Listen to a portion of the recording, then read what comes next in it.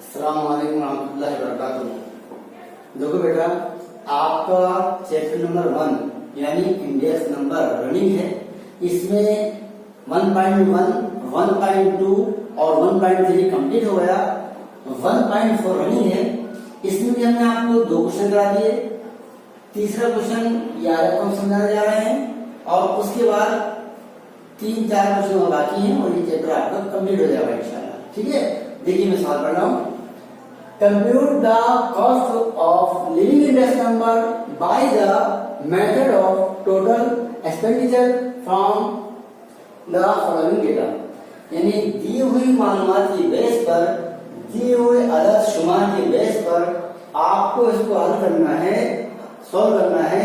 लेकिन मेथड है total expenditure यानी इखराजात के तरीके से। टोटल एक्सपेंडिचर कल वाला था फैमिली बजट, आज सवाल जो है वो है टोटल एक्सपेंडिचर। यानी सवाल तो आप पैसे पे काम होगे, उसमें लिखा हुआ फैमिली बजट कल वाले सवाल में। आज दिया है मेथड ऑफ टोटल एक्सपेंडिचर यानी टोटल इखराजात के तरीके से इसको हमें हल करना है। देखिए सवाल क्लियर हो गया। अब आप देखिएगा, एटम के नाम है A, B, C, D and E. Unit कहते हैं इकाई को, quintal, KG, litre, dozen, metre इसकी इकाई हो गई। फिर क्वांटिटी ऑफ 214 यानी Q0, 50 केजी, 18 केजी, 12 लीटर सी हो जाएगा, 20 पीसेस डी, 14 मीटर ई। फिर आप देखेंगे प्राइस ऑफ 214, इसमें आप देखेंगे प्राइस दिए हुए हैं 1200, 340, 30, 15, 12। Price of 215, 1700, 380, 40, 24, 16। यानी ये टेबल आपको क्लियर है। अगर ये सवाल आपको एग्जाम में आता है तो ये पूरी टेबल आपको मिलेगी। अब आपका काम है शुरू होगा, आपको बताना है P0, Q0, P1 और Q1। हम आपको बता चुके हैं कि P0 price of base year, P1 price of current year, Q0 quantity of base year, Q1 quantity of current year. यह आपको हम पहले बता चुके हैं। देखिए आप, यह P0 price in 214, Q0 quantity in 214 and P1 price in 250। ये क्लियर हुआ। अब आप देखिएगा, now after making the units of price and quantity same we will compute index number। यानी इसके अंदर आपको इकाई बराबर यूनिट बराबर करना पड़ेगा। आप देखिएगा क्विंटल, हम जानते हैं कि क्विंटल का यूनिट होता है केजी। इसी तरह से आप देखेंगे तो केजी दिया हुआ है, ये लीटर दिया हुआ है, इसके लिए आपको यूनिट करना पड़ेगा डजन और ये मीटर। देखिएगा, तो सबसे पहले तो मैं इसको यूनिट को और क्विंटल जो दिया हुआ है उसको हमें सेव करना पड़ेगा। After making the units of price and quantity same we will compute index number. यानी आपको जो यूनिट दिया हुआ, देखिए आप ये बताया समझो इसको, ये दिया है क्विंटल, ये दिया इसके अंदर 1200, इसका 214 का, और ये क्या दिया है क्विंटल दिया हुआ है। तो हमें मालूम होना चाहिए कि 1 क्विंटल इक्वल टू होता है 100 केजी के। 1 क्विंटल इक्वल होता है 100 केजी के। अब यहाँ दिया इसके अंदर प्राइस दिए हैं, इसके अंदर 1200, तो आपको पर यूनिट निकालने के लिए 100 से डिवाइड करना पड़ेगा। देखिएगा आप, explanation. Item A, the unit of the price is quintal. जो प्राइस दिए है वो क्विंटल में दिए हैं एंड यूनिट इज केजी, और जो यूनिट होता है वो केजी में होता है। देखिए आप, प्राइस दिए हैं क्विंटल में, क्विंटल के प्राइस दिए हुए हैं और आपकी जो इकाई है वो केजी है। तो आप देखिएगा इन 214 द प्राइस पर केजी निकाल लेंगे। आप देखिएगा यहाँ पर ये दिया है 1200 और आपको पर केजी निकालना है। तो ये 1200 जो दिया हुआ है इसको पर केजी करने के लिए आपको डिवाइड बाय 100 करना पड़ेगा। क्यों? कि 1 क्विंटल इक्वल टू होता है 100 केजी के, और ये क्विंटल दिया हुआ है। डिवाइड करेंगे आएगा 12। आगे बढ़ेंगे, इन 250 मतलब P1 प्राइस पर केजी कितना दिया है 1700। इसको भी आपको पर केजी में कन्वर्ट करना है, डिवाइड बाय आएगा 100, डिवाइड करेंगे आएगा 17। आगे बढ़ेंगे, एटम बी में आ जाइएगा। एटम बी आपका ये 20 केजी दिया हुआ है, 214 का 18 केजी है, 214 जो है इसके अंदर ये दिया हुआ है और 214 340 है और 215 380। देखिएगा एटम बी, इसको भी आपको ये करना पड़ेगा। The unit of the price is 20 KG and the unit of quantity is KG, वो आपको केजी में करना पड़ेगा। अब आप देखिएगा इन 214 प्राइस पर केजी, 214 में आप देखेंगे कितना दिया हुआ है 340 दिया हुआ है, कितने का 20 केजी का, 20 केजी का 340 दिया हुआ है प्राइस, यानी 20 केजी के प्राइस है 340, तो फिर पर केजी के कितने होंगे? सवाल को समझने की कोशिश करो। 20 केजी के प्राइस दिए हैं 340, तो पर केजी करने के लिए आपको क्या करना पड़ेगा? डिवाइड करना पड़ेगा। भाई कोई भी बात ये समझो कि ये 340 जो है वो 20 केजी में है। कोई भी हमने चीज परचेज की खरीदी और 340 हमने पे करने के बाद 20 केजी हमने कोई चीज खरीदी है, तो फिर पर केजी कितनी की होगी? तो आपको डिवाइड करना पड़ेगा ना, हमने इसको डिवाइड किया। देखिए आप 340 अपॉन 20 आएगा 17। आगे बढ़ेंगे, देखिए आप आगे इन 215 द प्राइस पर केजी। अब आप देखिएगा 215 मतलब उसका करंट ईयर 215 में कितना दिया हुआ है आप देखेंगे इसके अंदर कितना 380, तो 380 और 380 किसकी प्राइस है? 20 केजी की, 20 केजी की प्राइस 380 है, फिर पर केजी क्या होगा? आपको डिवाइड करना पड़ेगा। 380 अपॉन 20 आएगा 90। क्लियर है बेटा? आगे बढ़ेंगे, एटम सी मान लीजिएगा। एटम सी का यूनिट लीटर है, लीटर में दिया हुआ है। आप देखिएगा इसके अंदर the unit of the price is 10 litre and the unit of quantity is litre, और आपको क्या लीटर में लेना है, तो आप देखिएगा इसके अंदर 10 लीटर क्या दिया है 10 लीटर। 10 लीटर की प्राइस कितनी दी है इसके अंदर? आप देखो 30, 10 लीटर के 30 और 10 लीटर के 40।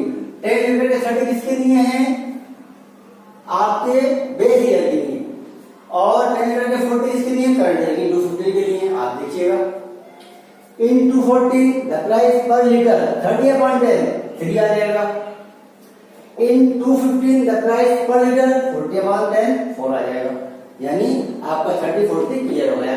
और ये 12 लीटर ऑलरेडी दिया हुआ है, इसकी वजह से ये लीटर दिया हुआ है, लेकिन ये आपने लीटर बना दिया। अब ये हमारा पूरा सेम हो गया। आगे बढ़ेंगे, एटम डी देखिएगा। Item D the unit of price in dozen and the unit of quantity is a pieces, इसमें दी हुई है। आप देखिएगा इन 240 द प्राइस पर पीसेस कितना दिया है 15। आप देखेंगे इसके अंदर ये दिया है 15। इसको नहीं करेंगे क्योंकि ये पीसेस ऑलरेडी दिया हुआ है, ये तो पीसेस दिया हुआ है, ये दिया है 15, ये 20 पीसेस दिया हुआ है, लेकिन ये 15 है। तो आप देखिएगा इसके अंदर आप 15, तो 15 अपॉन क्या करेंगे हम इसको 12 करेंगे। 15 अपॉन 12, क्यों? कि 1 डजन इक्वल टू होता है 12, तो 15 अपॉन 12 ये आएगा 1.25। उसके बाद 250 में आप जाएंगे, 250 में देखेंगे ये टर्न दिया है आपका, ठीक है। इसमें आप कितना दिया है 24 दिया हुआ है, तो 24 को डिवाइड करेंगे हम 12 से, तो ये आएगा आपका 2।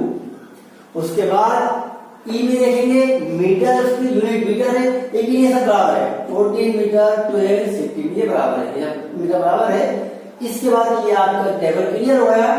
अब हमें यहाँ पर इसको हल करना है। देखिए आप एटम के नाम आ जाएंगे A B C D E, unit अभी हमने आपको बताया केजी, केजी ये देखिए आप क्विंटल केजी में कहते हैं, फिर केजी, लीटर, डजन और मीटर, ठीक है। सब आ गया। अब यहाँ पर पीसेस दिखेंगे, आपने पर पीस डेटा निकाला है, ये डजन नहीं आएगा, पीसेस आएगा, और ये मीटर ऑलरेडी दिया हुआ है मीटर, और डजन का आपने पीसेस कर लिया, इसका मीटर कर लिया, पीसेस आपका मीटर आ गया। अब आप देखिएगा, अब इसे देखेंगे आप ईयर 214 Q0 के अंदर आप देखेंगे क्या कितना दिया है 50 या 50, 18 या 18, 12 या 12, 20 या 20, 14 या 20। यानी ये जो आपका ये क्यूब जो क्वांटिटी है, ये क्वांटिटी आप ऐसे लिखते हैं, क्वांटिटी आपकी ऐसी आ जाएगी Q0। P0 आपने फाइंड किया है, तो P0 के अंदर आप देखेंगे ए में P0 कितना है 12 आपने फाइंड किया है, ये देखिए आप 12 आ गया, ऊपर। फिर दूसरा कितना है 17, ये आ गया 17 आपका। फिर तीसरा आपने 3 फाइंड किया है सी का, वो 3 आ जाएगा आपका, ये आपने 3 लिखा। फिर आप देखेंगे डी का आपने 1/25, तो आप देखेंगे इसका 1/25 ये आ गया 1/25। ई कितना है 14 आया है आपका ई, तो ई आपके अंदर 14 यानी ई आपका है 14। ठीक है बेटा, आगे बढ़ेंगे। इसके बाद आप देखिएगा तो E14 आपने क्या E14 है, तो E14 ऑलरेडी मीटर में दिया हुआ है, तो E14 ऐसे आ जाएगा। ठीक है ना, उसके बाद देखिएगा ये हो गया तीसरा क्लियर हो गया।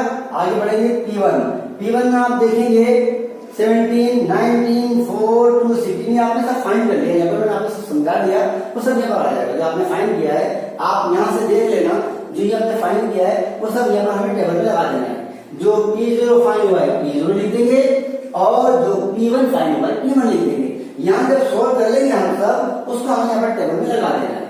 अब आगे देखिए फॉर्मूला P1 Q0, तो आप देखिएगा P1 आपका है 17 और Q0 आपका है 50। 70 इंटू 50 या 50 इंटू 17 फायदा 85 और 0 ऐसे आ जाएगा। ठीक है, इस तरह से आप बी को भी हल कर देंगे। बी में आप देखेंगे P1 कितना दिया है 19 और Q0 कितना 18, ये दोनों की मल्टीप्लाई करेंगे 340 आएगा। इसी तरह से आप सी को हल कर लेंगे, डी को हल कर लेंगे और ई को हल कर लेंगे। सब आपको बराबर आता है, लिखा हुआ क्लियर है इसमें।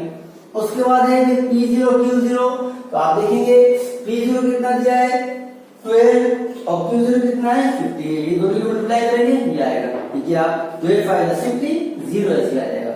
फिर दूसरा देखिए आप बी के लिए 18 है 17 है, ये दोनों की मल्टीप्लाई करेंगे ये आएगा।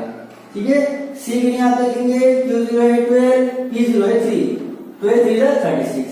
ठीक है, फिर डी के लिए आप देखेंगे 20 है 1.25 है, ये दोनों की मल्टीप्लाई करेंगे ये आएगा। उसके बाद ई में आप देखेंगे 14 है 12 है, दोनों की मल्टीप्लाई करेंगे 168 आएगा। क्लियर, आगे बढ़ेंगे। उसके बाद P1 Q0 का टोटल कर देंगे, P0 Q0 का टोटल कर देंगे। टोटल करने के बाद अब आपको ये सब क्लियर होने के बाद अब आपको लगाना है फॉर्मूला। देखा लीजिए आप लोग, now cost of the living index number by the total expenditure method आया आपको, जो मैंने आपको स्टार्टिंग में बताया था वही आया। तो आपको सवाल के अंदर ध्यान से ये देख लेना है कि कौन सा मेथड मालूम किया जा रहा है। कभी तो आएगा फैमिली बजट मेथड और फिर कभी तो आएगा एक्सपेंडिचर मेथड, तो ये आपको ध्यान रखना है। देखिए आप यहाँ पर now cost of the living index number by total expenditure method, ये मेथड से क्या करना है। इसका फॉर्मूला क्या होगा, I is equal to P1 Q0 upon P0 Q0 into 100। तो P1 Q0 का टोटल आपने कितने किया था, P1 Q0 का टोटल आया है 1504, ये लिख दिया आपने। ठीक है, P0 Q0 का टोटल आया है 1135, ये आ गया आप कर लीजिए इंटू 100 फॉर्मूले का है। दोनों की मल्टीप्लाई करेंगे तो इन दोनों की मल्टीप्लाई करने के बाद आएगा 1.3251 इंटू 100। इसके बाद मल्टीप्लाई कर देंगे, मल्टीप्लाई करने के बाद देखिए 1.3251 इंटू 100, इन दोनों की मल्टीप्लाई कर देंगे। मल्टीप्लाई करने के बाद आपको मिलेगा 132.51, ये इसका आंसर हो जाएगा। ठीक है बेटा, इस तरह से हमने क्लियर कराया। इसको बराबर ध्यान से देखो और इसको फेयर करते रहो। ये जितना भी आपको कराया जा रहा है इसको आप ध्यान से देखो और इसको आप फेयर करते रहो। इंशाल्लाह कल इसके आगे हम आपको सवाल बताएंगे। ठीक है, इंशाल्लाह। अल्लाह हाफिज।